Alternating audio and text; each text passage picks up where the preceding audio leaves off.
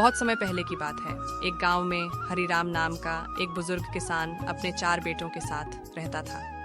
किसान मेहनती, ईमानदार और समझदार व्यक्ति था।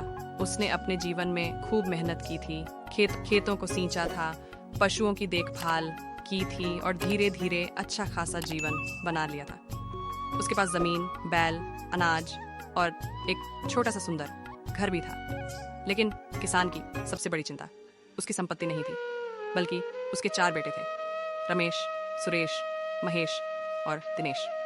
चारों नौजवान, तंदुरुस्त और मेहनती तो थे, लेकिन उनमें एक बहुत बड़ी कमी थी, आपसी एकता की। चारों बेटों में कभी ना खत्म होने वाला झगड़ा रहता था। बात बात पर तकरार, छोटी छोटी बातों पर ईर्ष्या और एक दूसरे से जरेनिया करने की आदत ने उन्हें एक दूसरे का दुश्मन बना रखा था।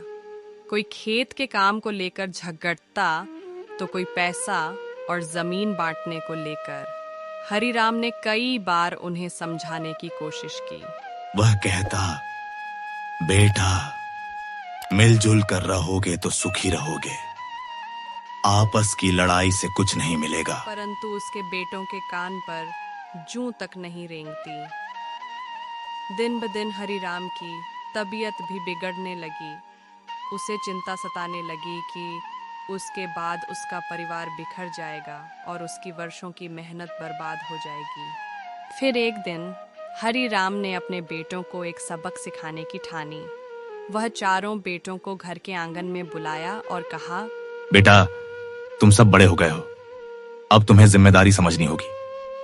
लेकिन उससे पहले मैं तुम्हें एक छोटी सी बात समझाना चाहता हूं। फिर उसने अपने नौकर से कहा, बांस की 10-15 मजबूत लकड़ियां ले आओ। लकड़ियां लाकर किसान ने उन्हें एक मजबूत रस्सी से बांधा और एक गट्ठर बना दिया। उसने सबसे बड़े बेटे रमेश से कहा, इसे तोड़कर दिखाओ। रमेश ने पूरा जोर लगा दिया, पर लकड़ियों का बंडल नहीं टूटा। फिर सुरेश ने कोशिश की, वह भी नाकाम रहा।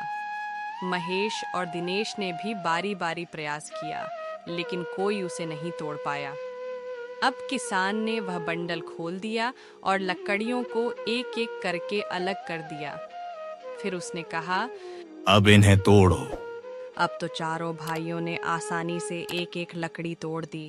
अब किसान ने गहरी सांस ली और शांत स्वर में बोला, देखा बेटा, जब ये लकड़ियां एक साथ थीं, तो कोई इन्हें नहीं तोड़ सका। लेकिन जैसे ही इन्हें अलग कर दिया गया, ये आसानी से टूट गई। ठीक उसी तरह अगर तुम चारों भाई मिलकर रहोगे तो कोई तुम्हें तोड़ नहीं सकेगा। लेकिन अगर तुम अलग अलग रहोगे, आपस में लड़ते रहोगे, तो लोग तुम्हारा फायदा उठाएंगे और सब कुछ छिन जाएगा। मैं आज जीवित हूं, लेकिन कल नहीं रहूंगा।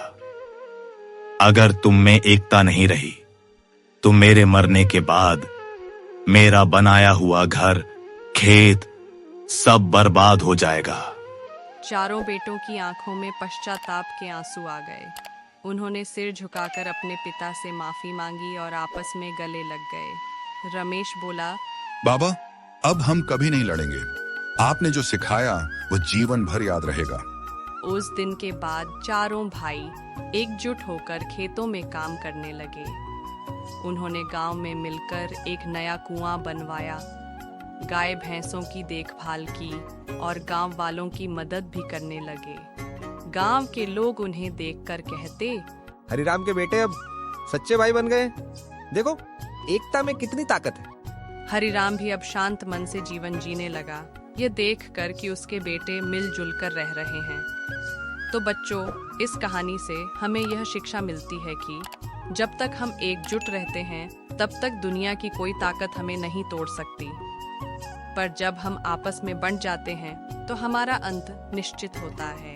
एकता ही सबसे बड़ी शक्ति है। तो दोस्तों, कैसी लगी हमारी कहानी हमें कमेंट करके जरूर बताएं और वीडियो को लाइक करें ऐसी ही कहानी देखने के लिए। हमारे चैनल को सब्सक्राइब करें। धन्यवाद।